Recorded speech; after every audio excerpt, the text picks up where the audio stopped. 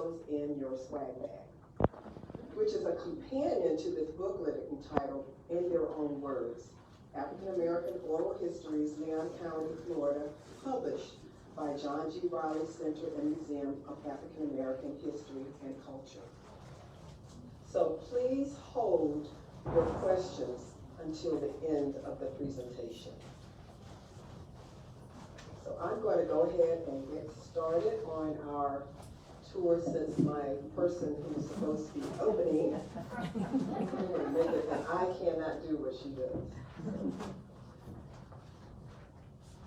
So we're going to be commemorating the memories and legacies of African Americans rooted in Leon County, Florida. And we're going to be highlighting 5 African American communities: Frenchtown, Bradfordville, Miccosukee, Chairs, and Allen Subdivision.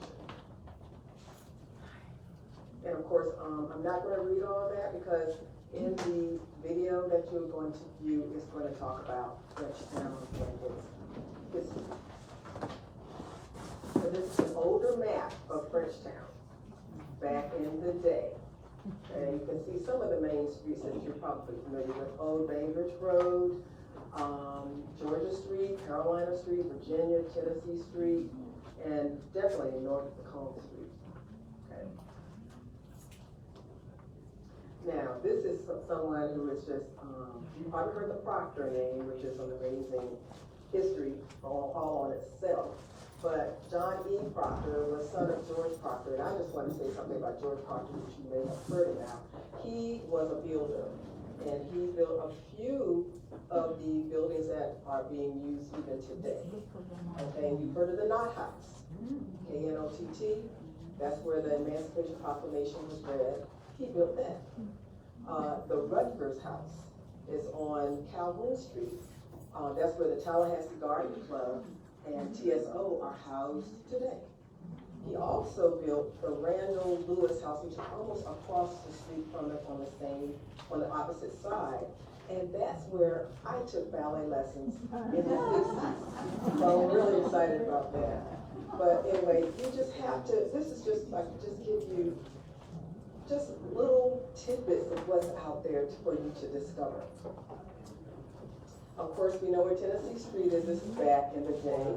The Tennessee Street and North Macomb Street intersection. So you can imagine what it looked like then, and we know what it looks like now. So, I'm going to start giving you a little bit of history. I'm going to turn up the volume for you.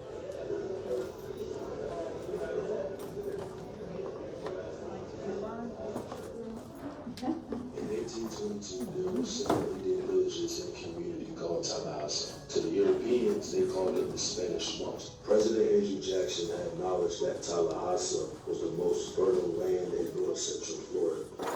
He pressured newly elected governor of Florida Territory, William P. Dewey, to expel the Indians off their stronghold.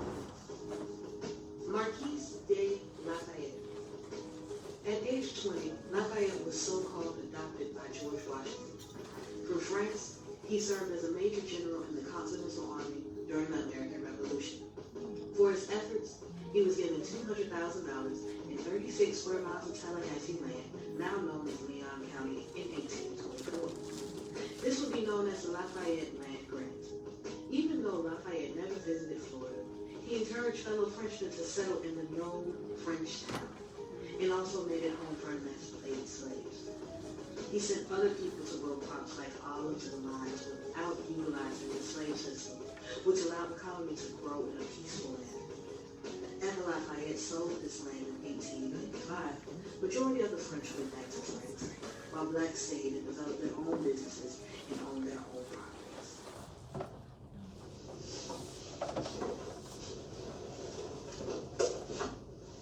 Oh, hey, how y'all doing?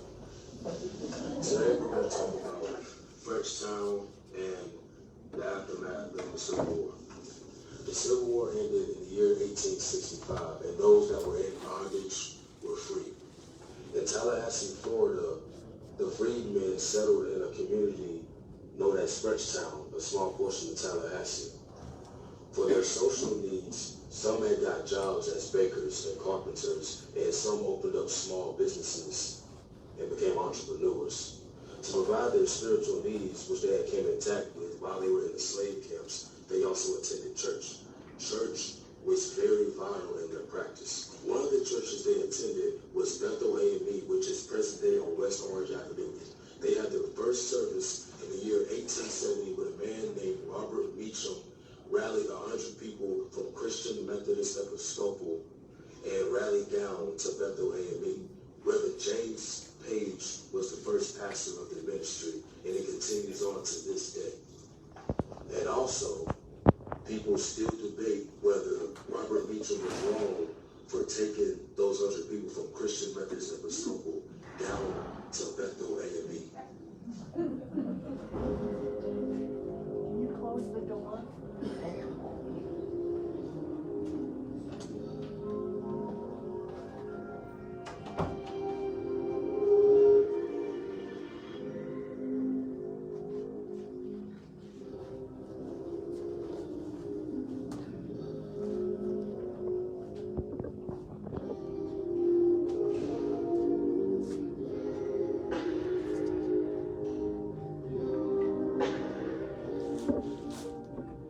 From being a land that had no borders to becoming one of the most prolific landmarks in African American history in the state of Florida.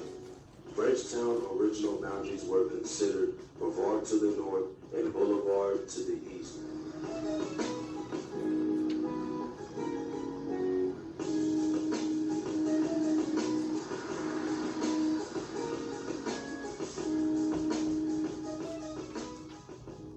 Which is present-day MLK Boulevard.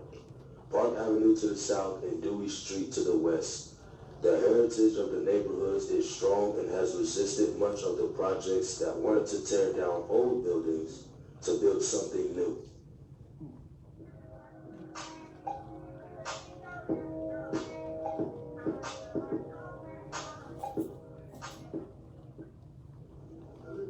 Throughout history, people have said when Frenchtown was in its prime, it was very common for restaurants to be on every corner, and at the same time, it was a broad options of which nightclub to go to. Of course, New York has always had Harlem, but Tallahassee had Frenchtown. The Red Bird Caf was known as a place to go to hear musical entertainment. Local residents did not have to wait for entertainment. Ray Charles, who was a resident of Frenchtown from 1940 to 1945, performed at the Red Bird Caf. Performing under him were FAMU alumni named Nat and Cannonball Out. During 1970, Red Bird Caf was torn down. Good morning. My name is Jerry Gilmore. I am a graduate of the Old Lincoln High School in Frenchtown. We call it the traditional high school. And I graduated from the school in the year of 1959. I went there from 1956 through 1959. And how was the Frenchtown area when you were in school? When I was a student going to Lincoln, I worked at one of the facilities in that area for my entire high school career. And the name of the place I worked for was Economy Drugstore, and it is still active today. It is one of the well-known black businesses in Tallahassee as far as a drugstore. It was owned by the late Dr. Roberts, and I worked under his care for many years. Matter of fact, I worked 1 year after graduating from high school until I married and moved from Tallahassee. And were you born here? I am a citizen of Tallahassee. I was born here. The area that I was born in is somewhat a area now that they're redeveloping, and it's off Gamble Street as you turn off Lake Bradfordville Road to go to the famous Florida A&M University. I know. Yeah, I'm gonna leave a little thing alone. Ain't no sunshine when she's gone. This is a portion of what went down on November 2nd at the Frenchtown Get Down. I had a chance to experience what Frenchtown means and how residents keep the traditional culture when celebrating the community.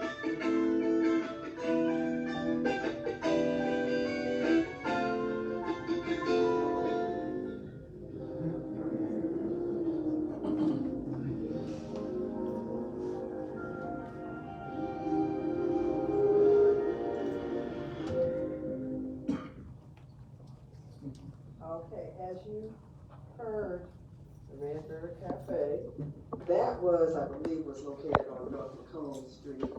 Yes. Okay. And Frenchtown. And also, I just wanted to mention, you may have heard of Aquilina Howell, but she and her sister and brothers were a product of Frenchtown. They lived on Georgia Street. But Aquilina Howell's maiden name was Casanas, and also her sister is Lucille Casanas Alexander. This is a picture of that.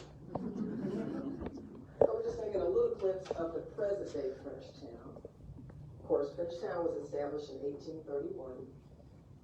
And in Frenchtown, they had the Artistic Beauty Shop, and they had the Economy Drug Store and Dillon Brothers Barbershop.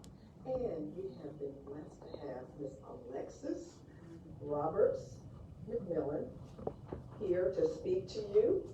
And she is the pharmacist in charge of Economy Drug Store, which has been in existence for 73 years. It's a family-owned pharmacy located in Frenchtown. And it proudly holds the title of the oldest Black-owned drugstore in Leon County. Alexis is a Tallahassee native, and she's followed in the footsteps of her parents. And actually, Alexis and I grew up together, so I know her very well. All right, Alexis.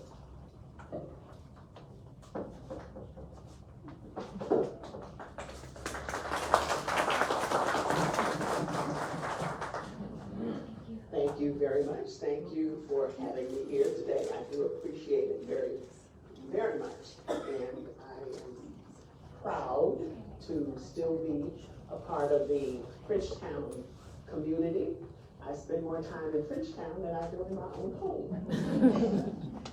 Economy Drug Store, as has been said, is still in existence. We are very, very happy to say that we want to be there for another 73 years, if that's possible. We have, my niece is a pharmacist, so I look forward to her being the next pharmacist in Economy Drug Store. Clarence Beverly and my father, Howard Roberts, purchased from Mr. Jimerson, William Jimerson, the Economy Drug Store in 1951. So it's been in the Roberts family since 1951. Mr. Beverly decided to be a physician. He went to Meharry, and he remained there. He further went to Howard University, and he stayed there until we were able to catch up with him on Facebook many years ago. He's now deceased, as are my parents. But just to know that hearing from Mrs. Gilmore and listening to her, she was there at the drugstore before I was born, but I do know the fact that she was one of the clerks there. We had a soda fountain, comic books, a pinball machine. I learned to read reading comic books. And I learned to love ice cream and sweet potato pie and lemon meringue pie. And these are things. Mr. Steve Beasley's grandmother baked the lemon meringue pies for us. And the sweet potato pies were baked by Mr. His name just escaped me. I changed everything that I was going to say as I listened to and saw the film that was given. So I'm giving you bits and pieces of what I did intend to say, but then you've heard some of the information, so I don't need to go over that again. But just the idea of knowing that the hub of being in Frenchtown at a pharmacy, a positive business, welcoming business with a fountain, and all of you know what a fountain is, but you'd be surprised at the number of people who have no idea what a soda fountain is. So knowing that the ministers from Bethel AME on Virginia Street, and of course that is the African Methodist Episcopal Church that was on Virginia Street, was the place that they would come to after leaving St. Mary's on Call Street, or the other St. Mary's on Georgia Street, the different churches that were around in the area. The ministers would come and discuss what had gone on their Sunday service, how things were, what didn't go right, what did go right, what they enjoyed, what they knew they might have to do better on. So Reverend King Solomon DuPont is someone that I remember. Reverend Ira Henson is someone that I remember. These were gentlemen who came to the drugstore and who would frequent being in the area. So we always saw the ministers in the area. We would see Reverend Father David H. Brooks from St. Michael and All Angels Episcopal Church as well, and he would come across town, because that was my mother's church. My father belonged to the Bethel AME Church, and we had the pleasure of knowing the people in the community.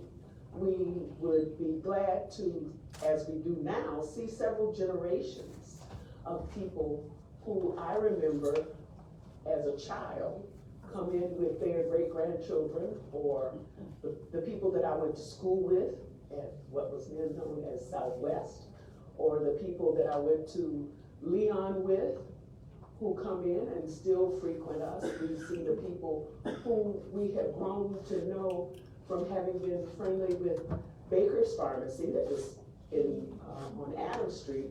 Mrs. Baker was a pharmacist at Economy Drugstore before she and her husband built Baker's Pharmacy. So the kindred relationship that we have with those people in the community is something that I do cherish very, very much, and look forward to being able to pass this information on. This that I'm learning, really, some of this information that I'm learning today will be something that I can share with my son and daughter-in-law, my nephews, my sister, and I also took ballet with Carla and Jennifer at the Randall House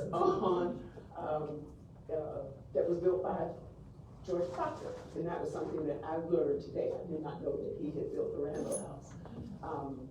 But Frenchtown and the Economy Drugstore, Gillum Brothers Barbershop is still there.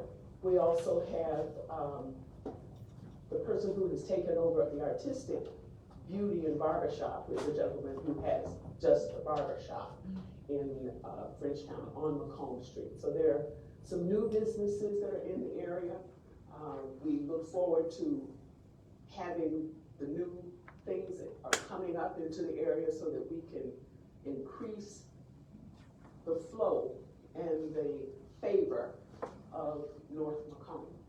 The idea of supporting all of the businesses that we can was something that I grew up with, knowing that there was the Gulf gas station, and Mr. Hilliard, and the other person's name has escaped me, as also, I didn't eat my blueberries this morning. Forgive me for that. The idea of the restaurants, as was said, we only have a stand now from the El Dorado restaurant, Mr. Davis, who has his barbecue and seafood over on Calhoun Street, is still a remnant of the El Dorado restaurant. There were cobblers. There was a shoe cobbler. There was the different kind, with the Toops Hotel, which is in the process of being revamped, was still there. Mrs. Tooks's grandchildren are people that I know and talk to regularly. Her grandson, Ronald McCoy, lives here in Tallahassee. James lives in Chicago. Bonita lives in Detroit. And these are the McCoy side. Then you have Gerald Tooks, who is here, and his father was the brother of Dolores Tooks McCoy. Their mother was Mrs. Tooks. So you have that relationship there that is still vibrant. And we're happy to say I talked to Yolanda Baker, Baker's Pharmacy, just recently. So I don't want to overextend myself. I talk a lot. Thank you. That was wonderful. Thank you so much. I mean, it's just, that's what I'm trying to get all we can in, and I love it when we have someone who is experiencing it live.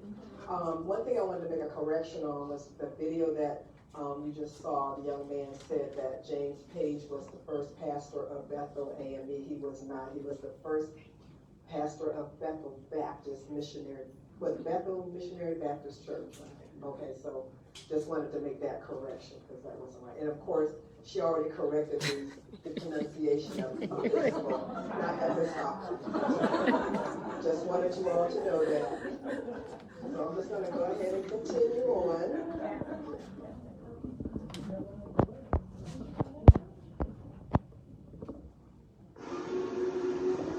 Many have written about and talked about Frenchtown, but today, this day, we move from conversation to actuality in perpetuity. The event is celebrating, commemorating, and engaging the community in a history that for too long has been talked about, written about, but not expressed in ways that are tangible and authentic. The Frenchtown Historical Marker Project is one that contains photographs, original historical documents, and foremost, voices of people who were born and raised in this community. Welcome to Frenchtown. I am Ann Roberts, a lifetime resident of Frenchtown.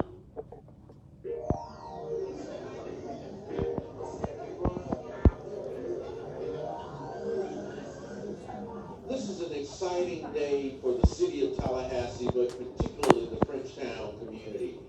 And what we've done in partnership with the Riley House Museum is to capture that history of Frenchtown in perpetuity through the markers that will be placed throughout this neighborhood. Exciting event today at the unveiling of the first marker of the Frenchtown History Trail. This is just such a great asset for our community to really give something for the community to embrace, but also when people come visit our city, learn about our history, know where we've been and what we've done. So I think it's a great asset, and I'm looking forward to taking the trail. We're excited to be here to celebrate not only what has been done in the past, but we're living right now in the moment of this celebration, but it's just the beginning. This legacy today is foundational for where we're going tomorrow. I encourage you to not only embrace today, but embrace what we have coming. Help us in this effort to continue to remember our past and make our presence known so that those coming in the future will know that we were here. CLA got involved with this project through an interlocal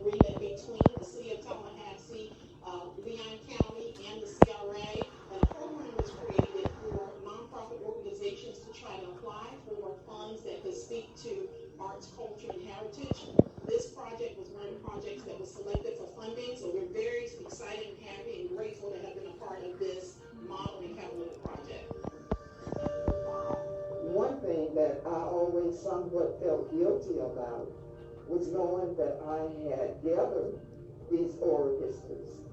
And many of the family members didn't even know that it was still possible for them to hear their grandmother talk or their mother speak again. Thanks to the Knight Foundation, City of Tallahassee, Lynn County, our community, we can now share with them these stories. We're giving them a copy of the oral histories and bring this history to life.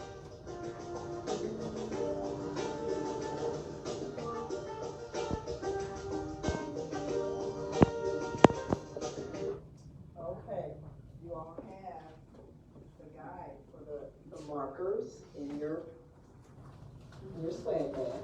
So, did you admit? You don't have any excuses. Okay. I think everybody's heard of Aquilina Howell. She was our first Black female to serve as Assistant Superintendent of Leon County Schools. And this is her sister, Lucille Casanas Alexander. She's in front of a statue of her dad, who was a musician. And there's a building that is named from the Casanas Village, which is a housing facility. And actually her daughter grew up with us. It's really neat to see that we have all this history, and a lot of things I didn't even know about. I didn't even know some people were from Tallahassee.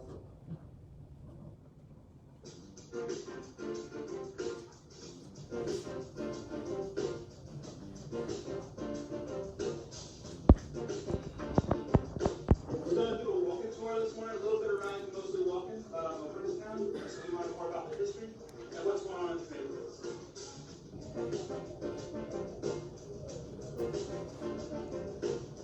We often think about people coming from impoverished areas as being poor and never becoming anything. The people of Good Brain did very well. A few years after Good Brain declined, this place was rebuilt. Many of the folks who formerly rented became homeowners. I've been in the Good Brain community for 52 years. My mother's been here for 61 years. We own 2 properties. One is a community playground that we put together ourselves. I love my community. When you speak of Frenchtown, this is what I think about. We did a tour of Frenchtown with our CRA board, which is made up of the mayor and the commissioners. Goodbread was one of our first stops. We stopped through Goodbread. That's one of the neighborhoods right by the Lincoln Center. It's one of the older neighborhoods within Frenchtown. This came about with the citizens that asked that they come out and really get a first-hand view from the citizen perspective of what the community of Frenchtown looks like. We decided that we needed to take a tour of Frenchtown and carry city officials and their staff along with us. There are many things that we're very proud of, and many things we think other people should see and help us do something about. So that's why we were on the road trip. Came down and read the Emancipation Proclamation. White folks looked at each other and said, what we do now? Black folks looked at each other, what we do now? Nobody knew what to do. One bright individual said, give them that land that the French once had. So they gave them Frenchtown. Frenchtown's a neighborhood with a lot of history, a lot of culture, and a lot of good people. We really wanted to showcase a lot of the neighborhoods and what's going on in the neighborhoods, see some of the housing stock that's currently there, show some of the things that the community is really proud of, some of the things that they have some concerns over, and bounce around a few different spots so that we get a holistic view of what Frenchtown really is. We went over to Casanas Village, which is the new mixed income housing complex that was just built. We walked down Georgia Street from there and really looked at what was going on Georgia Street with the hub and what's going on with the painted sidewalks and just things that have been happening there over the last few years. Just did a real full lap of the community to get a good view of what's going on and what the community looks like. Well, Frenchtown, what we want to see is just continue the momentum moving forward to see some of the ideas and projects come to fruition. We've seen the street sign toppers which are installed now that really give a sense of community back to Frenchtown. And we've seen Soul Voices that Ms. Alchemy's Farms has been working on. And we just want to see more projects like that as we move forward that the community can really rally behind and feel a sense of pride in the neighborhood. The area is not abandoned, run down, but it's an area with a story. And that story needs to be told as well as respected. So that's why we want to tell people forever and ever about this land that came about after the Civil War, African American moved into it, those for lifestyle that we are proud of.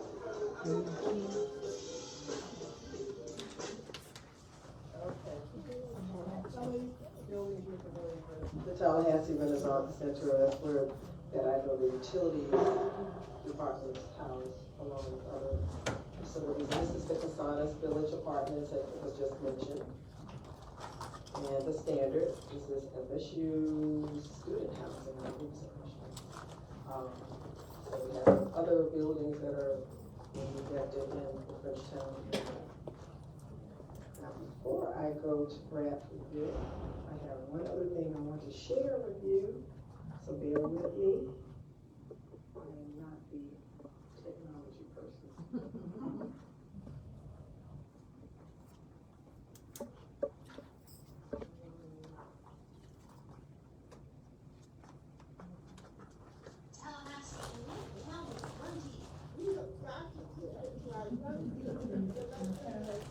Whose family that they are.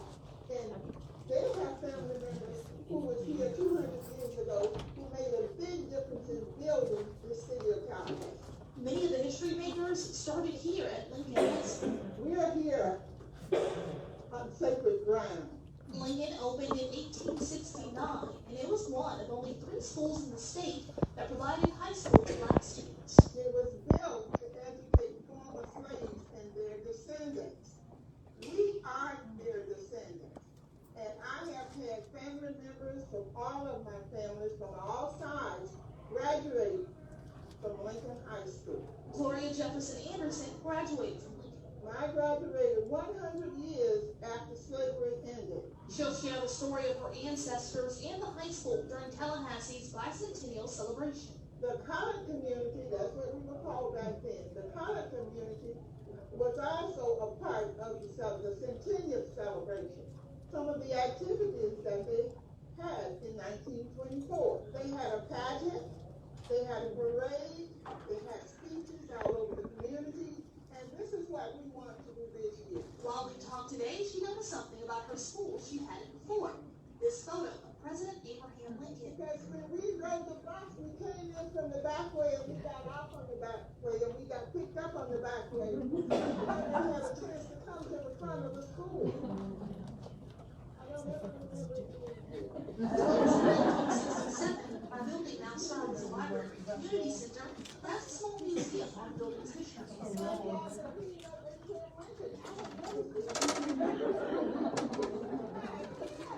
She's taking any moment she can in the spirit of continuing to show the history and legacy of African Americans in Leon County.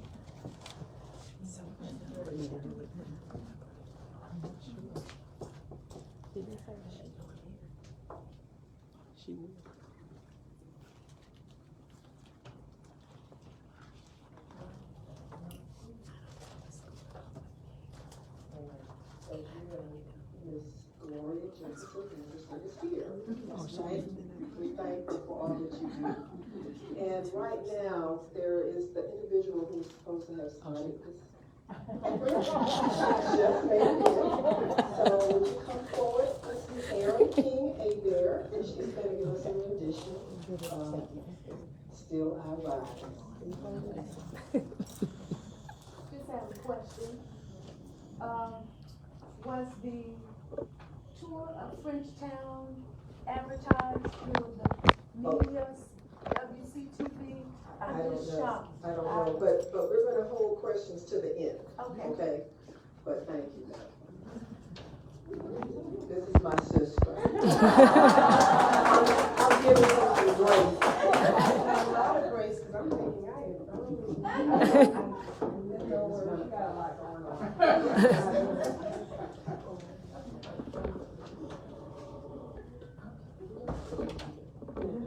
Good afternoon, everyone.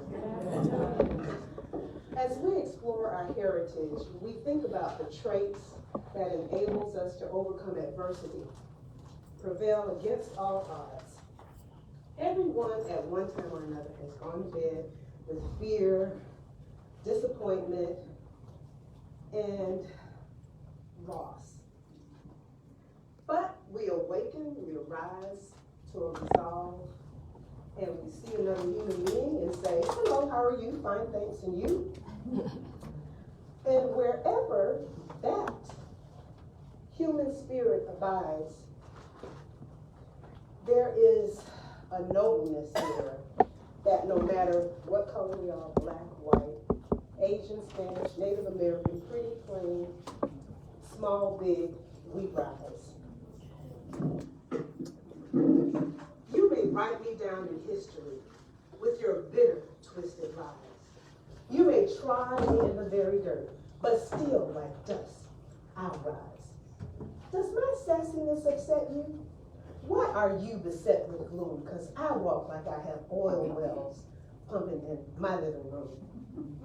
Just like moons and like suns, with the certainty of tide, just like hope springing high, still I'll rise. Did you want to see me broken? Bowed head and lowered eyes, shoulders falling down like teardrops, weakened by my soulful cries. Does my sassiness offend you? Don't take it awful hard, 'cause I laugh like I have oil wells pumping in my own backyard. You can shoot me with your words, you can cut me with your eyes, you can kill me with your hatefulness, but still like life, I'll rise. Does my charisma upset you? Does it come as a surprise that I dance like I have diamonds at the meeting of my thighs? Out of the huts of history, shame, I rise. Up from a past rooted in pain, I rise. A black ocean leaping and wide, welling and swelling, I bear in the tide. Leaving behind nights of terror and fear, I rise into a daybreak miraculously clear.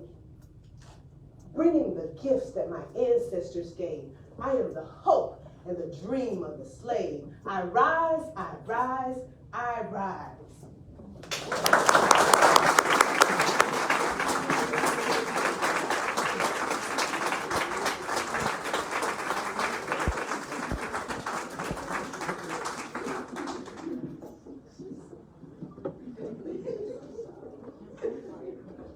That was beautiful.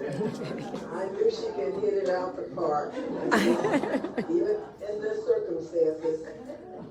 So now we're going to go to Bradfordville community, and Claudette Wideman, who actually pulled this beautiful PowerPoint presentation together with the video, she's going to come to you now.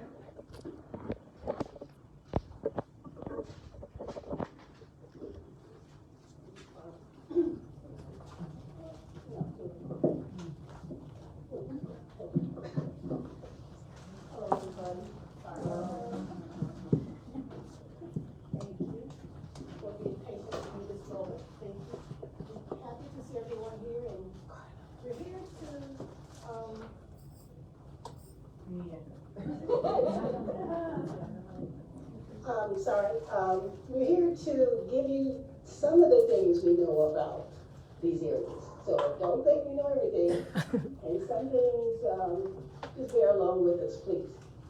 Okay, we're talking about certain communities because we could not cover all of them. There were so many. There were plenty of plantations in Leon County, so. But before there were plantations, before there were communities, there were plantations. Before there were plantations, there were ideas. Imagine, think about Silicon Valley. What do you think about when you think about Silicon Valley? Technology. So what do you think about when you hear the word Deep South, the phrase Deep South? So plantations or slavery, that type of thing. I'm skipping ahead of myself a little bit, but when it came to, slavery. We'll go back to slavery a little bit. Not going to dwell on it, but slavery came about from an ancient time. It was more of a punishment for people when they did something wrong. For instance, if I had a debt and I could not pay my debt, I may have been put in slavery because I couldn't pay my debt. So the same way some people have ideas to make money, like Silicon Valley, is the same way slavery came about. Some people thought, oh, okay, people got together and said, okay, a good way we can make some money, by getting some land, getting some people, getting labor. And someone probably thought about, okay, we can just get enslaving people. So with that being said, we come to the plantations in Leon County.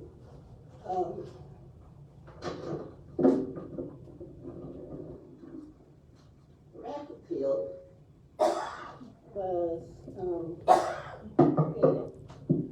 was created by several brothers, the Bradford brothers. There were like 5 of them, and they came from South Carolina. Before they came from South Carolina, they were from another part. But anyway, another part of the United States, I'm sorry, I can't remember at the moment. But they had connections to the governor in another state. And what they did was they combined their monies and came to Florida, bought cheap land which was like sold from $1.25 per acre to $20 per acre. So land in Florida was really cheap. We talk about Bradfordville here. It was home to several plantations: Edgewood, Horseshoe, Pine Hill, Oakland, and Water Oak. This is just a scene from what Meridian Road used to look like back in the day.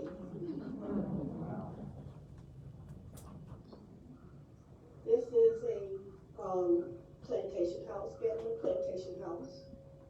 What it used to look like back in the day as well. And this is Horseshoe Plantation.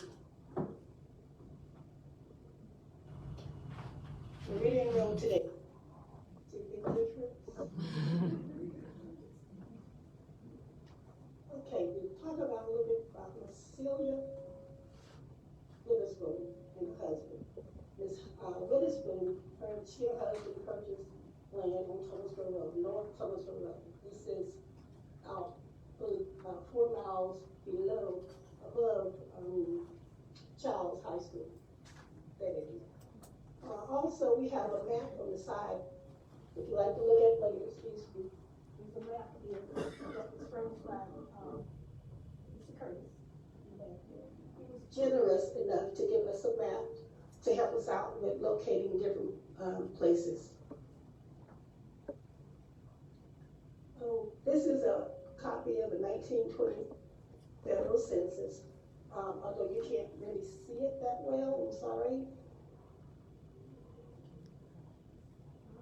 Mrs. Witherspoon, okay, it's down to the bottom. Here, Will Witherspoon, that's his wife, and their children.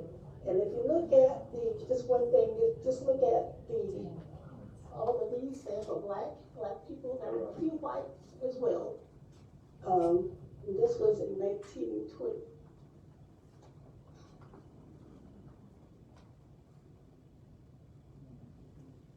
I'm sorry. Okay, this one was in 1950, federal census. Here as well is Mrs. Witherspoon. She's right up there, 422, number 422. And she's a widow now. Her husband died, and she's taking in orders. So to show you how time changes, and also if you notice, look at the race of the persons. Changed from that neighborhood. There are more whites now, so the blacks start moving out during that time, going to bigger cities because they went to try to make more money, try to better their living. Okay, Mrs. Witherspoon, she and her husband, they donated land to build a school, elementary school for black kids. There were only so many, a few black schools in the area. So there was one of the schools there. And the church building the building still stands, but it's like an addition to the church. They renovated it and changed it. Here is a Emancipation Day Horseshoe Plantation. You see where the people or this man is climbing a pole trying to ring the bell? They were celebrating Emancipation Day. And everybody know about how Emancipation Day was late being announced different places, so. But just to go back a little bit on the, in Bradfordville, the Bradford brothers, they had like 5 plantations. So what they would do,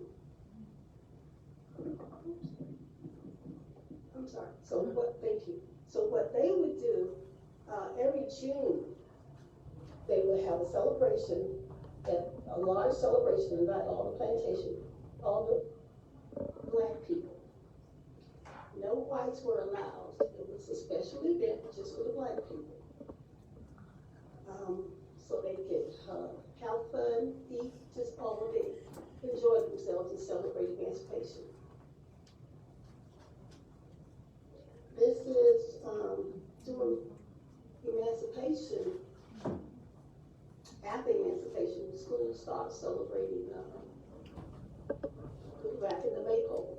This was done like the first week in May to celebrate spring and also to signify a new beginning in life. At some of the May Day celebrations, people would cook. Superman has an open pit in the ground, and that's just a more right-sized, modern version. Okay. Thank you. Okay, church picnics.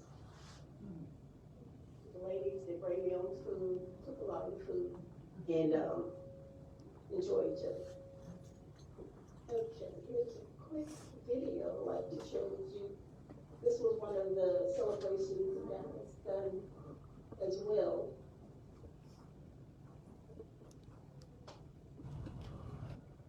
On that night, black slaves and freed blacks came together in churches and in private homes all across the nation, awaiting for January 1st, 1863 to become a reality, because it was on that day that they would indeed receive their freedom.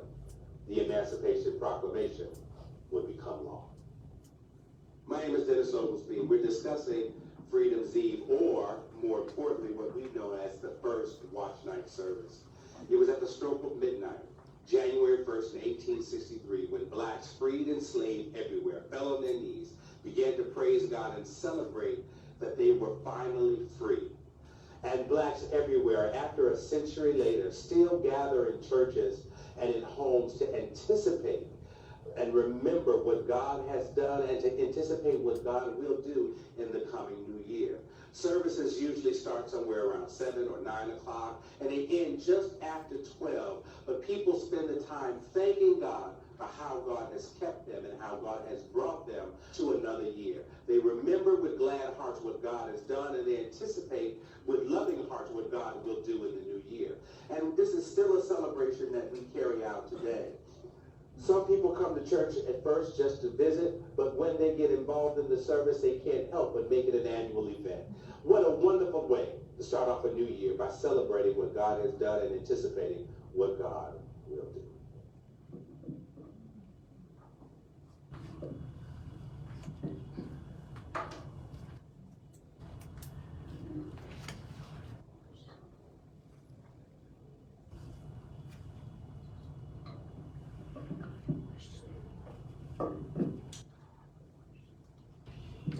Thank you, Claudette. That was very informative. Especially the watch night. I mean, we do things and sometimes we don't even understand why we're doing it and where it came from. So now we're going to Miccosukee community. Miccosukee community was a formerly Ring Oak Plantation, Shimoni, Evergreen Hills, El Destino, Walani Plantation. Some of these you probably heard. The Walani. There's a street now that's named Walani, and that's in that same area. So this is just giving you a little brief overview. The other thing is that it's in your map, in your swag bag. The other thing is that, you just giving you just a tidbit of what's to come, okay? Okay, this is where it's located. You see where the red is? That's the area that we're talking about. It was Ring Oak and Ingleside. I mentioned Ring Oak because they're going to be interviewing an individual who was on the Ring Oak plantation. And the Milwaukee plantation, you probably heard about the Hickory Hill Cemetery that was found as people were walking down that Miccosukee Greenway. And you can see some of the graves that were there. I mean, it's not easy to access, but I think it's a fence or something around it now, but that's something that we're preserving. This is the Concord African Methodist Episcopal Church, and this is in Miccosukee. And this church was actually established with Marietta Hall's family, as well as others. But it started out as a brush arbor, what they call a brush arbor, so it didn't have the structure that it has today. You know, brush arbors, like you're in the woods and you have a covering maybe from branches, because they were doing it in secret, because it wasn't anything that was allowed at that time. You're talking about 1853. Okay, so since then, of course, laws were changed and everything. In 1900, they had over 300 members, but it has a lot of families that were part of these churches. And so now we're going to see a video.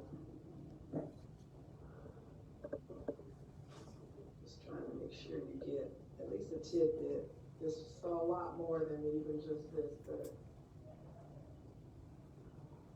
this was a oral history project, and I thought it was really interesting what he had to share.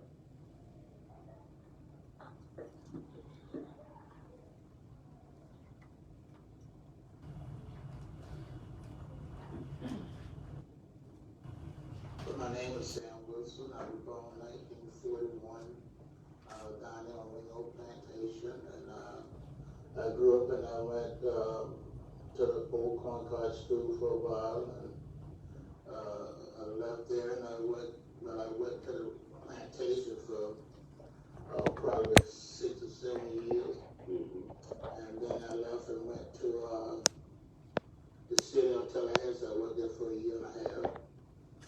And from that point, I moved to New York in 1963 and stayed there till 99. I moved back here and been here ever since, and happy to be back home. I would just say it was a lot of fun growing up here in Miccosukee. As you might already know, we grew up on a farm ourselves and waiting for the plantation. I didn't go to school that much. 6th grade education, that's not very much today, but at that time, that was what we had to do, because we had to do what our parents told us to do, and they didn't have a lot, and they didn't know nothing but farming, and you as a child, you got to do what your parents tell you to do. I learned one thing in life: you take what you got and make the best of it. Right. The opportunity to get an education wasn't there. No. And yet, you didn't stop learning just because of the formal education. You still learn. And it's true. And then sometimes hearing the older people make remarks, that didn't help them either. They would make remarks sometimes like, you might as well let them work in the field and things, because they're not going to be able to ever do anything with their education anyway. So that was their way of thinking at that time, because when they was coming through, that's the way it was. So they just assumed that's the way it would always be. Right. But that's still not an excuse for me or anyone that don't have a good education, because there have been so many opportunities, and it still is today, if a person wishes to get that. So I really don't hold that against my parents. They were good parents. They did what they thought was best. So you mentioned that you were born on the Ringo plantation, right over there. I know that your father worked. Did you live on the plantation? Did you work on the plantation? Tell me something about that plantation. Well, living on the plantation, he was a caretaker of the 3 houses that they had to maintain. So when the Yankee people, they called, would come down for the winter when they were hot, he was the caretaker of those houses, and he was responsible to keep the ground and and everything around there. And right now, he made us work as hard as he worked, of course. But after I grew up, probably 16 or 17 years old, I started working for the plantation on the farm up there. They called it the barn at that time. They where you kept all the equipment, the tractors and whatnot. We put in long hours. We would run tractors from 6:30 in the morning to 6:30 in the afternoon, 2 hours a day, $22 a week. We had everything that we wanted. We had running water. We had no plumbing and. Well, a lot of people didn't have that. I know, and whenever we needed, like when we got our first car, you go to town, you pick out what you want, you get it, and they'll take it out your pay till you pay for it, of course. It took you forever, but you know, that's the only way you're gonna get to a car, you know. And back then, I know a couple of guys used to drinking, they'll get arrested and whatnot, and they'll get put in jail, but at that time, all the folks had to do make a phone call over there, and they were left high. That's no longer the case now. That's just time passed. You know, you want more money, you need more money, and I know making $4 a day wasn't gonna cut it, you know, so when I went to the city, they were making $1.50 an hour, and I thought that was pretty good money at that time, you know. We've come a long ways, and remember, like going to the movies, you know, you had to go in one side and then right went on another side, and the water fountain, you drank here, you had to go around the back, and even in restaurant, you know, like the restaurant will be here, you always got to go around the back, and with no certain thing, you gotta walk in a place and eat like you can do now.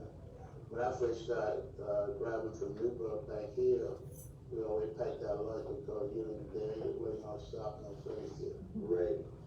I heard that a lot of people had to do that, and also that sometimes you had to find friends, you know, had to stop over the way, you had to find a friendly family or something, because a lot of times they couldn't, or a hotel that would, that you were that were black owned, because I never even thought of that students were taking club. We never even planned this stuff over. It would take like maybe 24 hours, and you just go out straight through. We would stop and eat and just keep. And my wife used to drive a lot for me, and I would take a little nap while I was doing it. So you know. And I guess part of the reason was because it wasn't necessarily safe. No, it wasn't. It wasn't. You didn't have the privilege of stopping at a hotel. You didn't, and you know, you didn't trust a lot of time. If someone you stopped to eat, you didn't know what you might be eating. So it's always packed a lot before we left. And when we felt like eating, we would stop at some place and eat, and then we'd get back on the road again. So, and I always stopped at a big public gas station and never stopped at a little.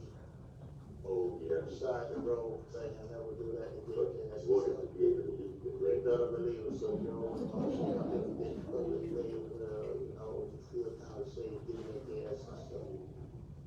But things are so different now, you know, Yeah, and I think a lot of the kids now don't appreciate what people in your generation and older had to endure, so that they could have the privilege of saying, I won't take that. Yeah. Remember, because they had to take it, or we wouldn't be here. That's true, and a lot of my age people had taken the time to teach our kids the history of that. They should know, like our parents did us, you know what I mean? How could your kid know if you don't teach them, if you don't tell them? Right. And that's really so much disrespect for everything now, because they grow up with like a wildflower, you know, no discipline, no training, just. And unfortunately, it's not a lot of time, it's not the kids' fault, it's the broken home that they came out of, and we were fortunate to grow up in a home with two parents that, and with love. We didn't have a lot of money, my parents didn't have a lot of money, but there was a lot of love and harmony there, and that's what it's all about. I'd much rather have love than have money. Oh, yeah.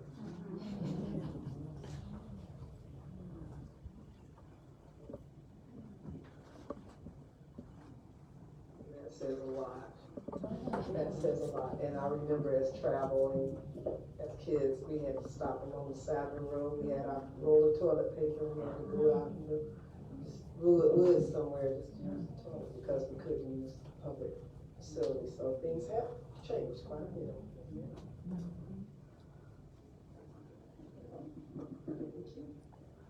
Okay, everyone, I'm back again. This time I'd like to speak with you shortly about Chair's Community.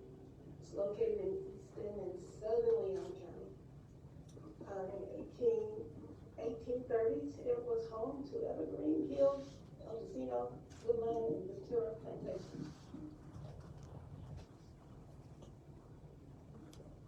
Here's a map of the location. The red spot indicates where Chair's Community is located. Here is the first elementary school in Cheers. It was known as Station 1. And it was for white students only. This is the second school. As you can see, excuse me. This school was attended only by whites. The old school is designated for black students. In 1967, the school became integrated.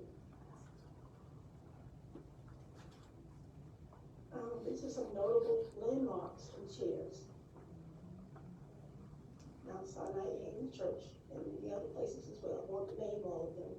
But back to the founders of Cheers Plantation. Back to the founders of Cheers, it was by a man named, hold on 1 second, please. Mr. Hill. Anyway, his name was Hill Cheers, and it was owned by him mainly and his sons and nephews. Mr. Cheers came from North Carolina as well, and he had a lot of experience in business. So he was instrumental in bringing the railroad system to Tallahassee, or to Leon County, and surrounding counties as well. Yes, he was a slave owner, but he was trying to improve conditions for people. Although, everybody has segregated compartments, it was something that everybody could use if you could afford it. Also, Mr. Cheers was instrumental in building the layout for Jacksonville. You know how complicated Jacksonville is now, but just think about it back then. It was just land, trees, so they had to find a way to reconstruct it. So since he was from North Carolina, they had more experience with that. So he was able to help out Florida with that. And then he brought that experience here to Tallahassee. In closing, I'd just like to say that Cheers Community extends from where it is also to the, there are neighborhoods west of Cheers that were formerly part of the plantation. Thank you for listening.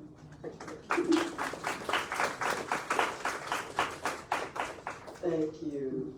And I just want to say, my niece attends Cheers Elementary School. Her name is Fallon. So we do have a connection to Cheers. Oh, I'm sorry. I thought I was finished.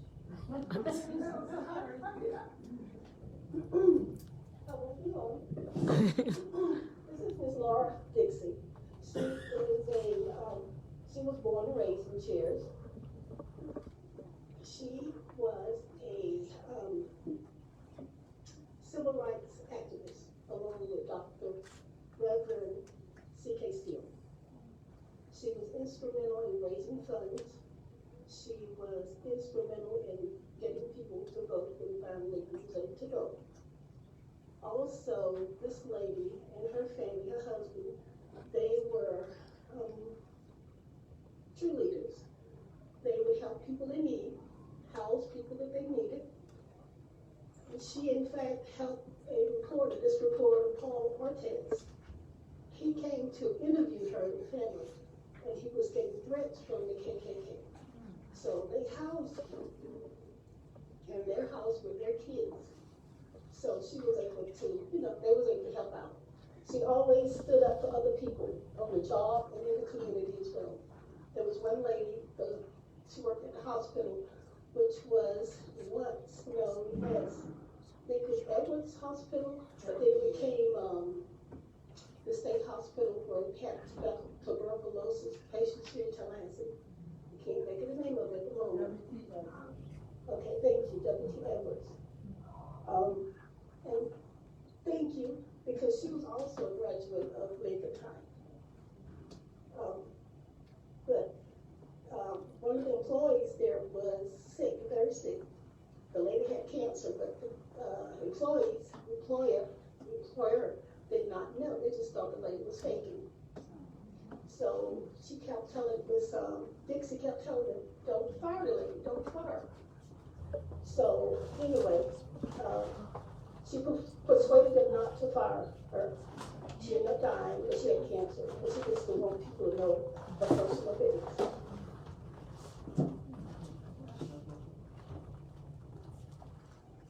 Here's a short video of persons that don't want to stay, and all people that lived on plantations were not black. So just listen to the short video, please. The family farms were easier to hand down from family to family, generation to generation, where today property taxes, inheritance tax, gift tax, and everything else has got to the point. We've got friends right down the road on a 90-acre farm where I was born.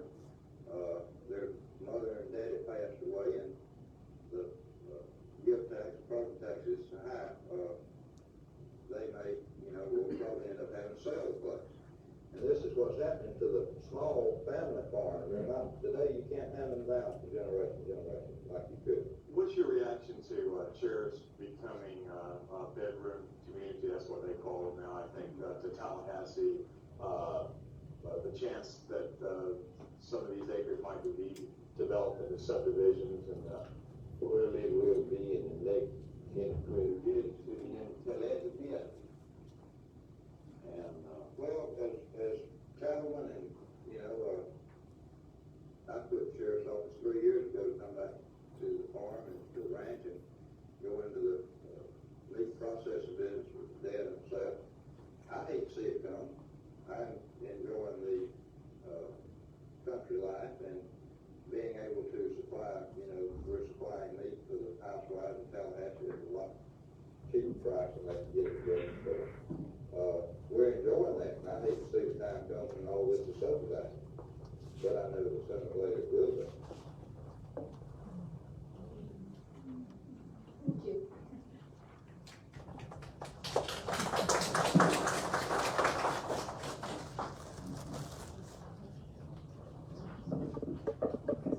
Okay, thank you again, Claudette. I mean, always so much information. Like I said, it's just a tidbit. It's just and now we have someone who's going to speak to us about the Allen Subdivision. And you may not know where that is, but you've been through there, I'm sure. So you didn't know it was named the Allen Subdivision. But Dolores Mills Massey Harpoon is a native of Tallahassee, and she was raised with 6 siblings in the South Central neighborhood called Allen Subdivision. After retiring as a higher educator, there's so much about the neighborhood, people you know, that even know they live there, and it's just amazing. So now we'll have Miss Dolores Harpoon come and speak with us.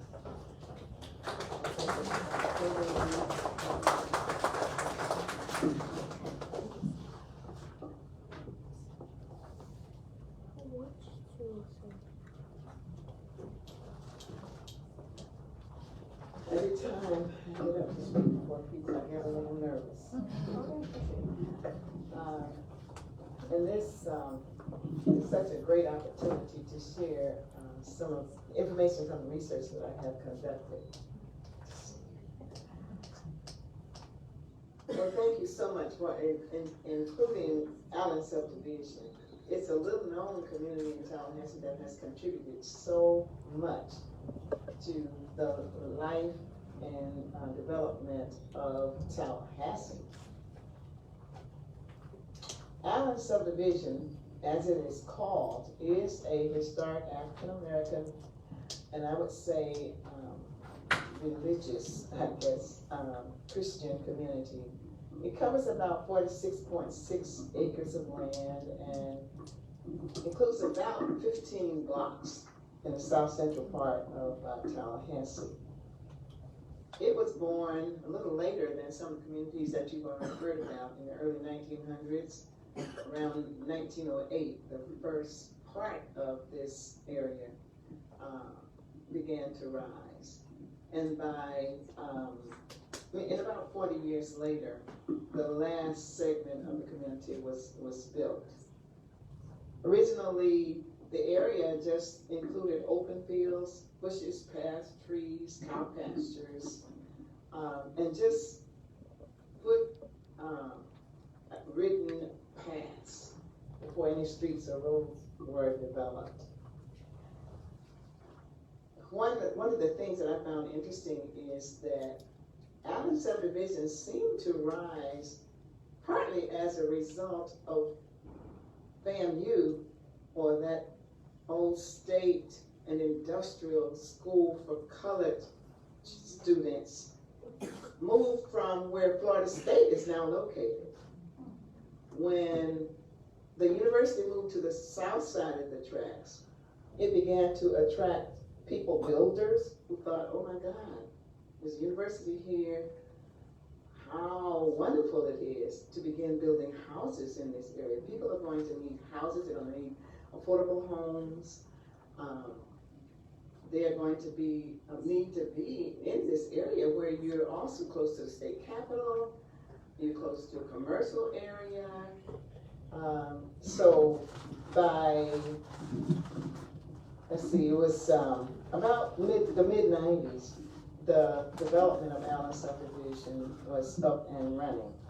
And of course, by 1960, there were about 205 families living in this area. So far as the geographic location is concerned, I know we have a map here, and when you get a chance, you can take a closer look at this map. But I'd like for you to come with me on a virtual tour of the geographic area. Let's picture leaving the parking lot here and entering Adams Street.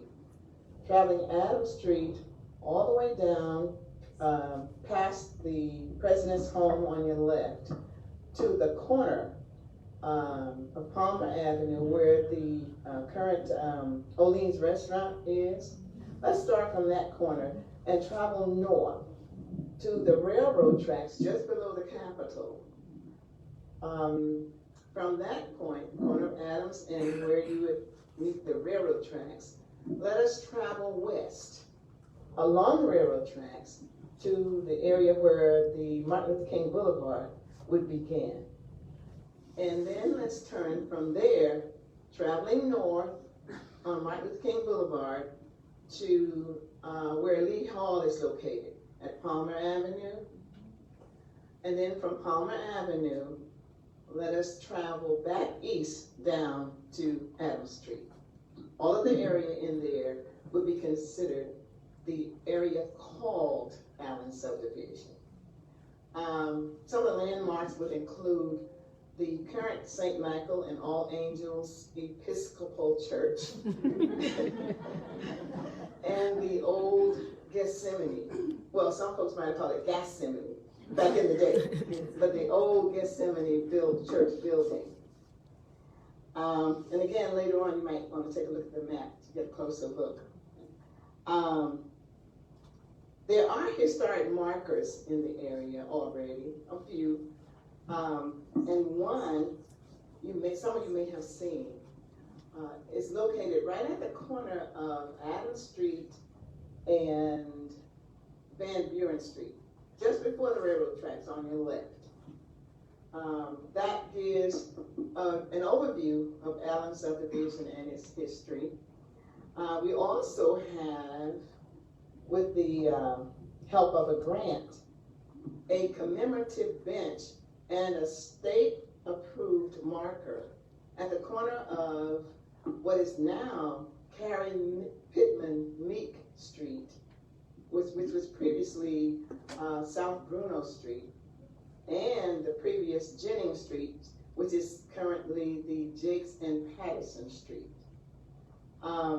We were able, with a grant, to get a beautiful historic bench dedicated to the owners, Mr. and Mrs. Pittman, who ran a boarding house at that corner. And their daughter was the Honorable Carrie Pittman Meek. So she has walked on the grounds from that corner. And she also grew up in Allen Subdivision. Before I forget, I really would like for any persons from Allen Subdivision who have an affiliation with Allen Subdivision to just stand for me quickly. Ms. Beal. Nancy. All right. I appreciate you being here. Okay. It was quite an honor for me. It was really humbling for me to write about the history of Allen Subdivision, where I grew up. You know, some people don't believe this. Now, maybe Nancy can attest to this, but we were so beautifully sheltered in Allen Subdivision. We didn't even know we were being discriminated against. Honestly, some people don't believe that. We didn't know that because we were so sheltered. Back in the day, we had to stay within our own little corner of Tallahassee.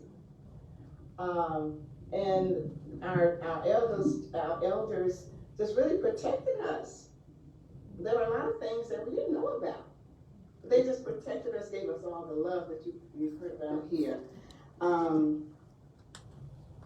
But some of the other fascinating things that I found in my research about the area is that, first of all, Allen Subdivision is a resident assigned type for that geographic area where I grew up.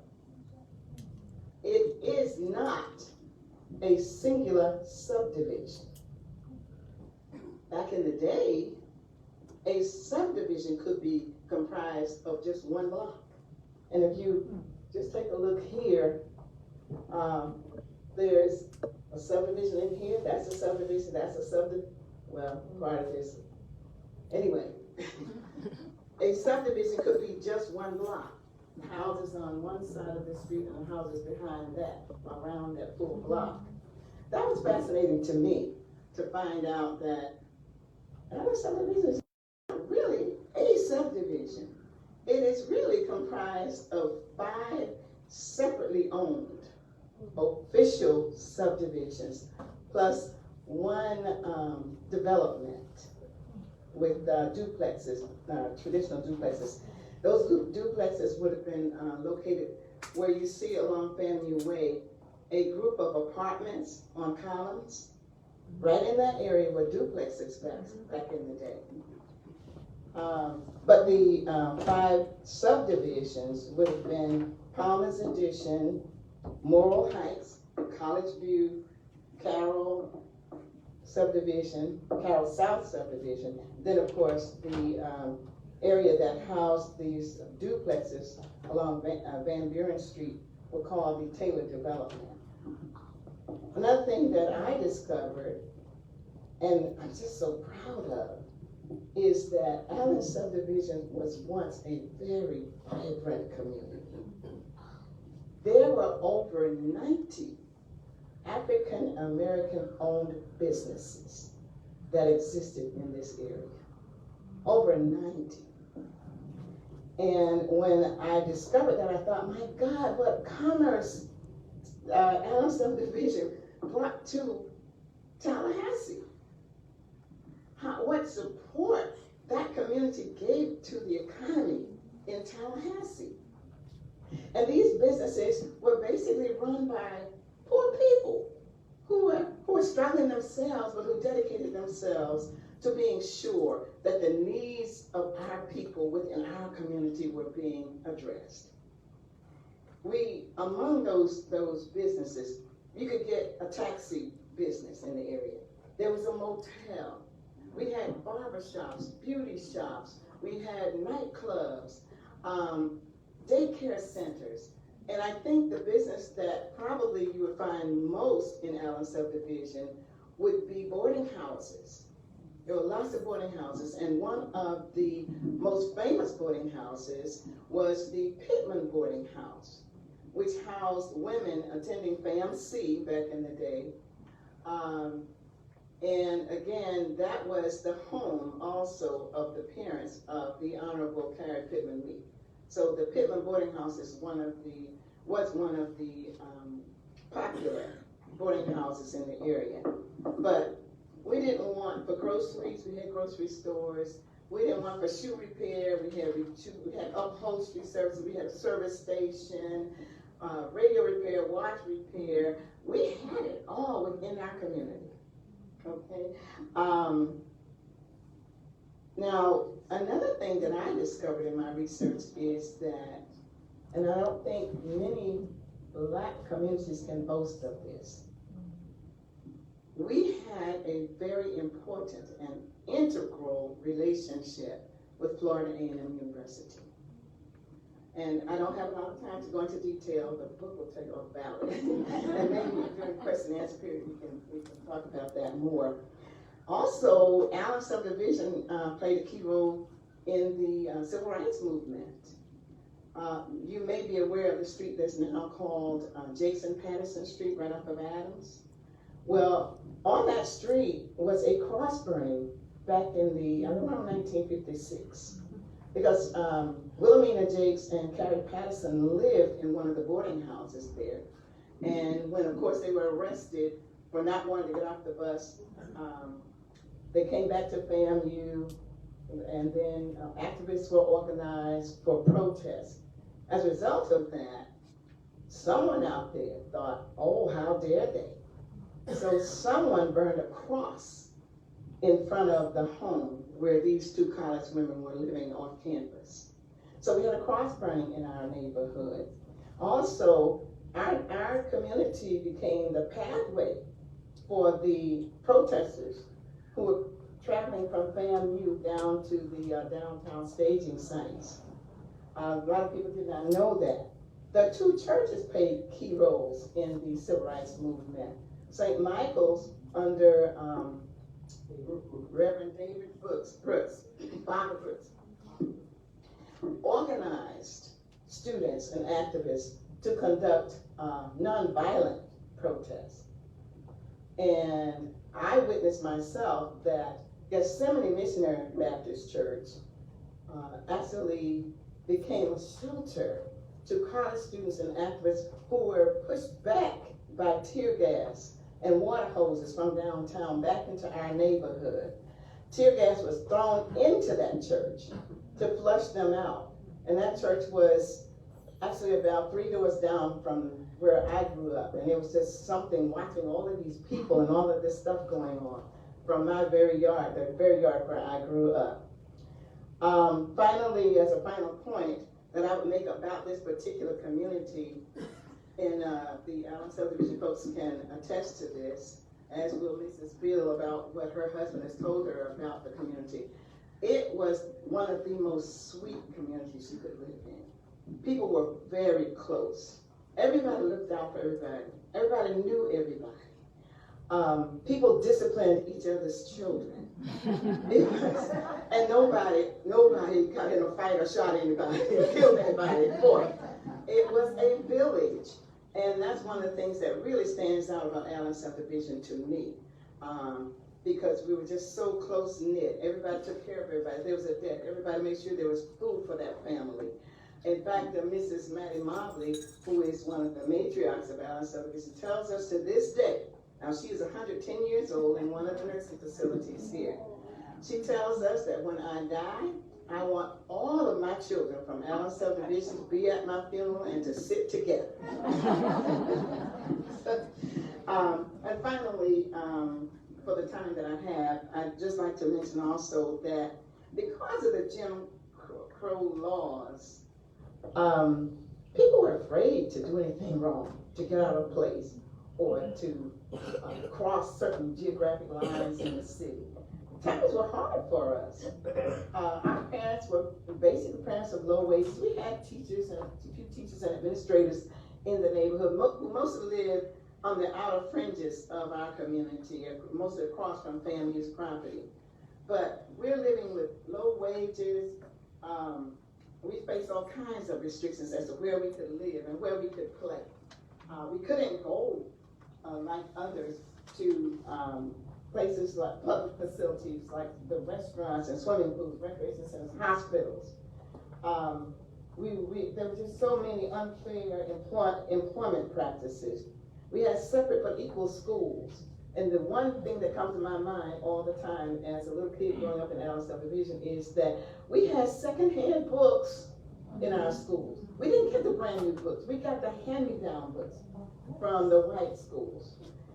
And as well as our teachers taught us, we could not compete academically with the white kids. You couldn't go to a spelling bee and compete against white kids. We couldn't even compete in sports and athletics. So we didn't get the opportunity to know how good we are as athletes, how good we are as spellers or as students. In terms of our intellect that was developed, given the lack of real resources that we had to grow up with in our community. I'm going to stop there.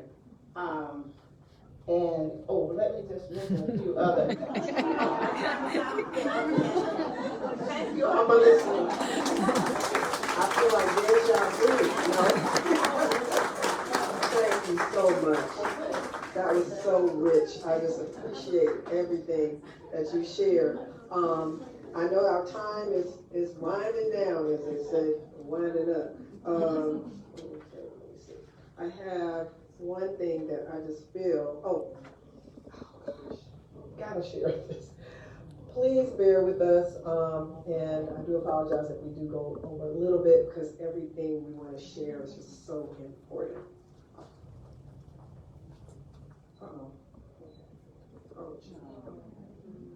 Well, I know I'm trying to go back here.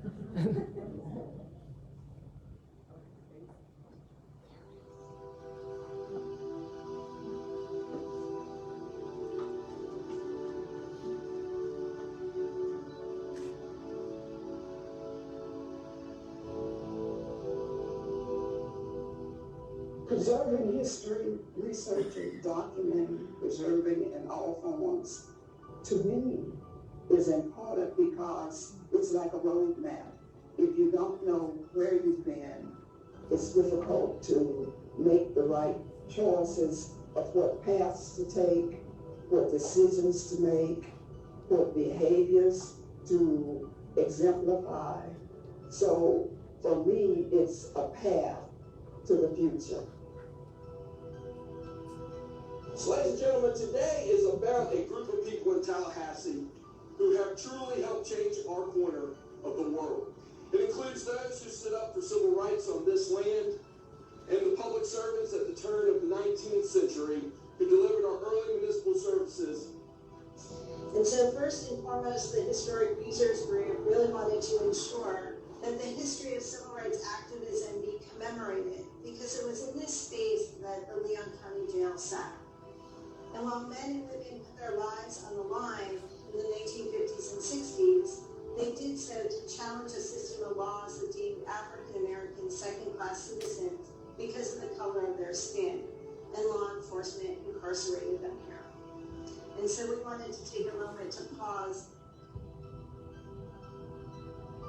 The Historic Users Group really wanted to ensure that the range of the structures that once existed in this corner be preserved. Economic development aspect of what has happened here at Cascades Park. This 5 acres has really transformed from abandoned state buildings to the vibrancy that it has today. People don't realize that if this was built in suburbia, it would be 120 acres, all the different uses. This is on 5 acres. You don't realize there's 500 parking spaces in there. So it's, to me, it's just the magnitude of the urbanness of the project coming into Tallahassee, building out an urban 18-hour community. This project enhances it greatly what has been done so far. And And one of the things that I have to say I suggested, I was a part of the committee that did the first civil rights sidewalk downtown at the corner of Monroe and Jefferson. One of the first things I proposed to the committee was to lift all of those names and put them on this wall, but they will have the opportunity to actually walk and see. Now they're elevated to a point that's more appreciative. I'm happy that I lived long enough, the Lord allowed me to live long enough so that I'm able to say that I did play a part in helping to document and preserve our history.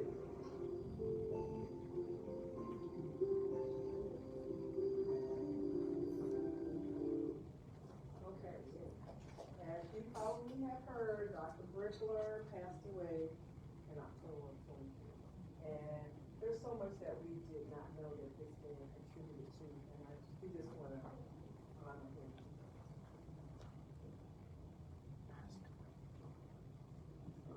Did you hear what I said? Okay, yes, this is something we want to do. We want to honor the legacy of Dr. Alexander D. Brickler. So this is something about what he went through as a trailblazer in the medical field.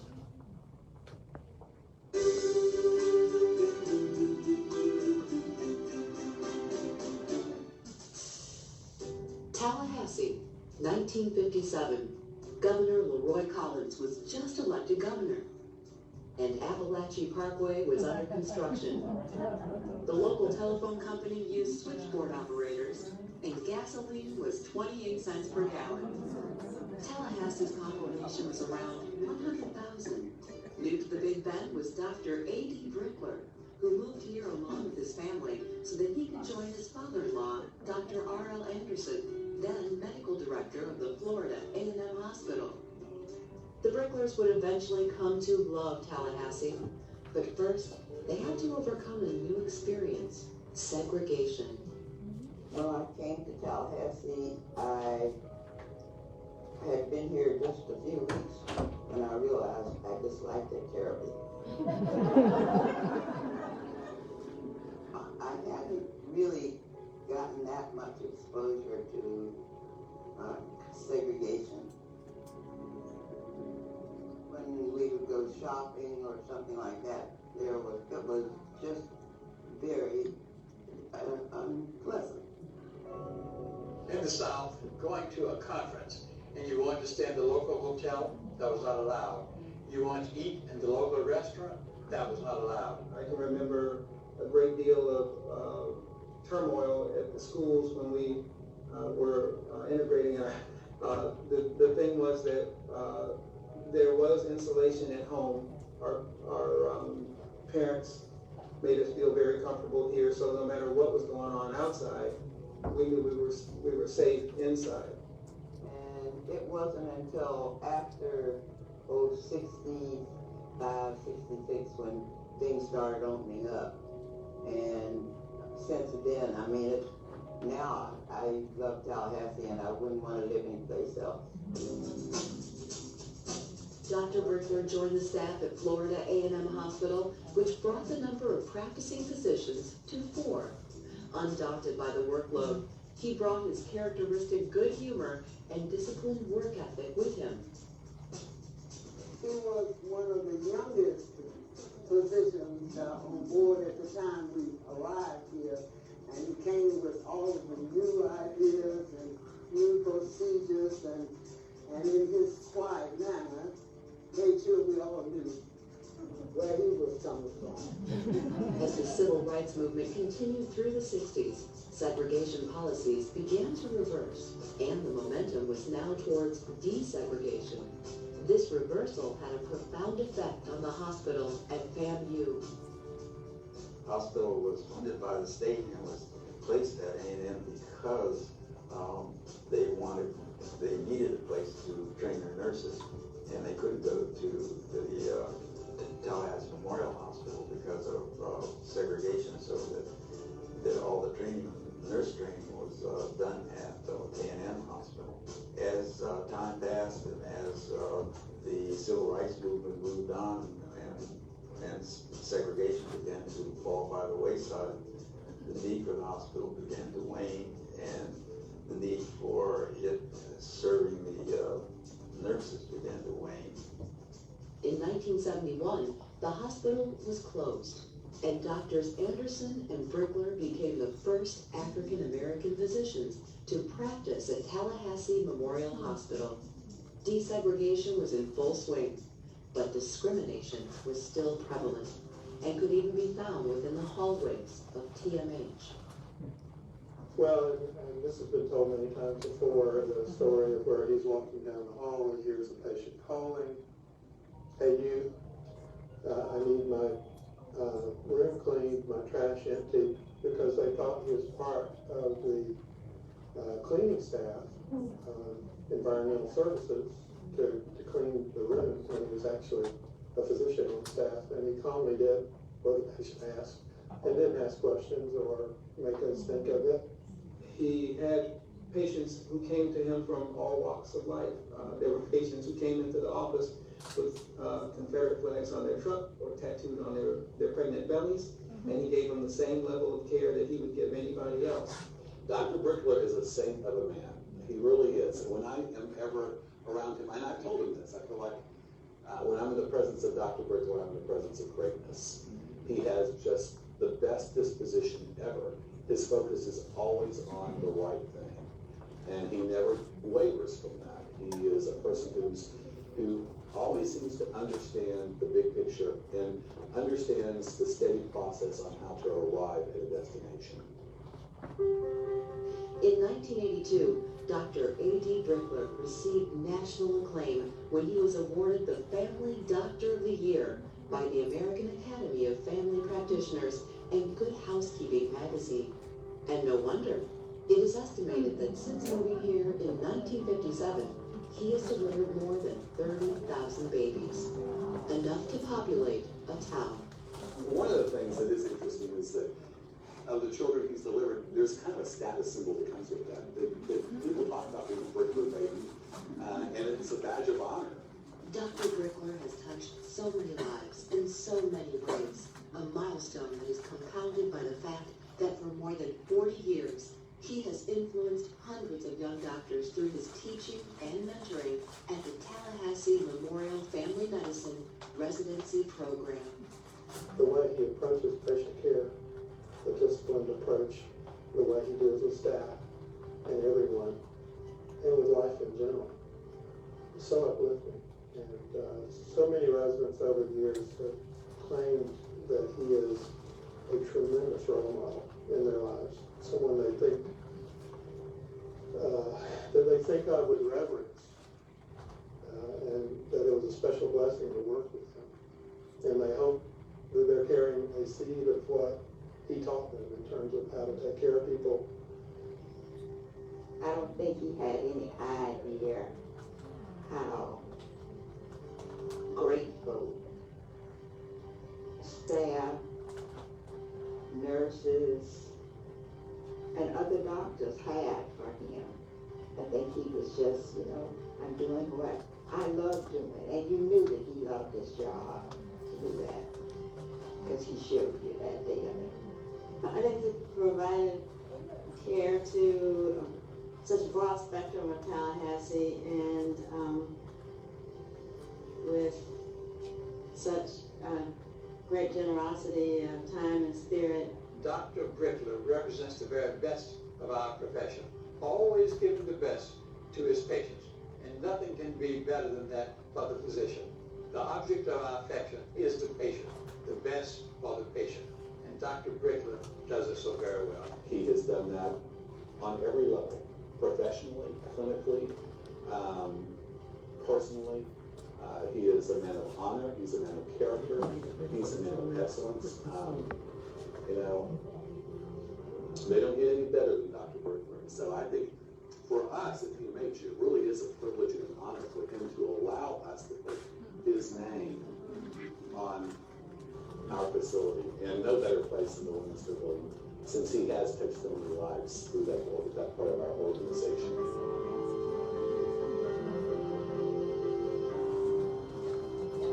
Yes.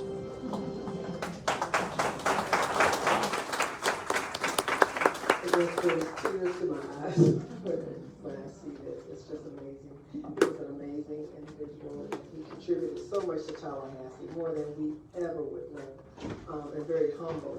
At this time, we're going to have a Q&A. Okay. 5 minutes. 5 minutes. 5 minutes. We're trying to keep it real. Let me get to your question, and then I'll get to yours. Yes, ma'am. I thoroughly enjoyed speakers today. Thank you so much. And I have a question. How did the Allen subdivision get its name?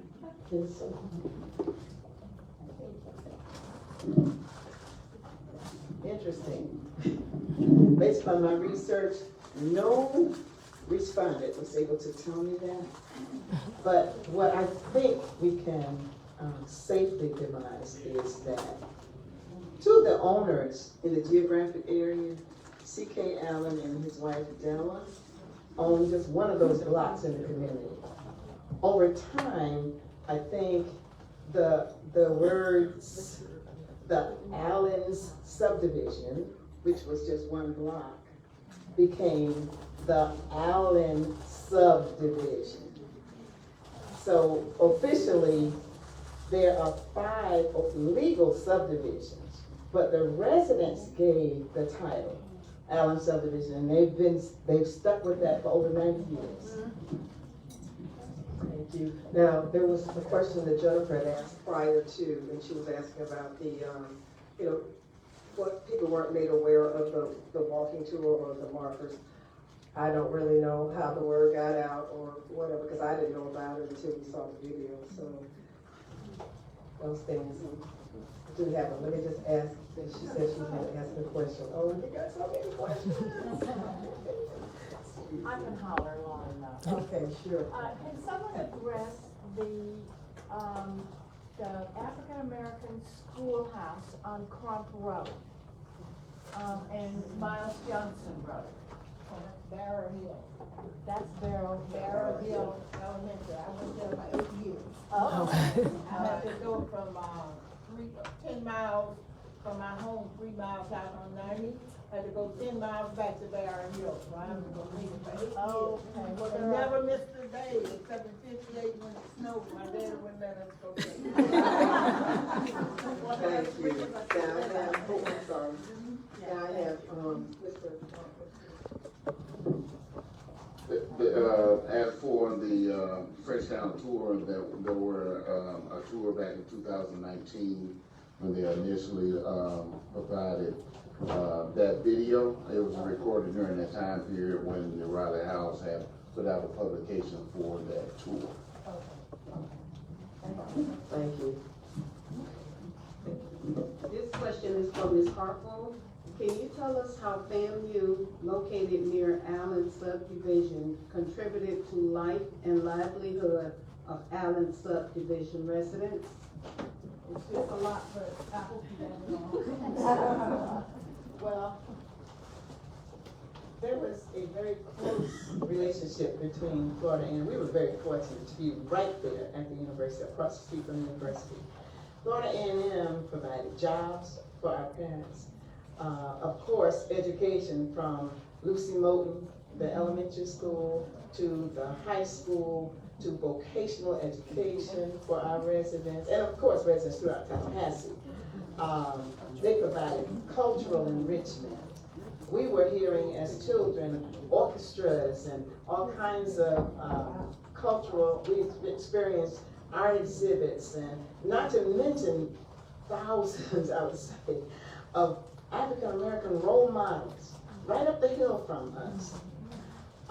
They provided recreational fields for us to play on. Right now where the Allied Health Building lies, there was a cement platform in a park.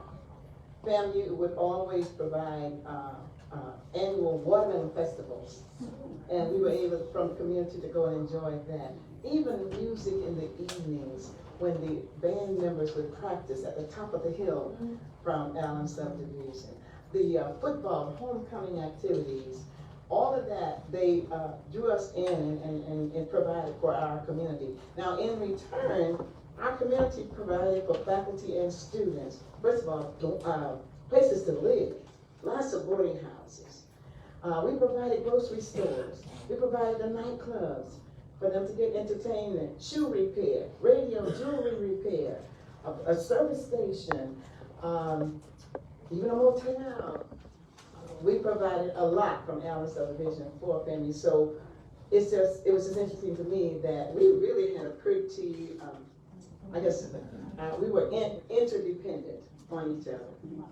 Allen providing for family, family providing for Allen residents. Okay, I just have one last one that I'm gonna comment.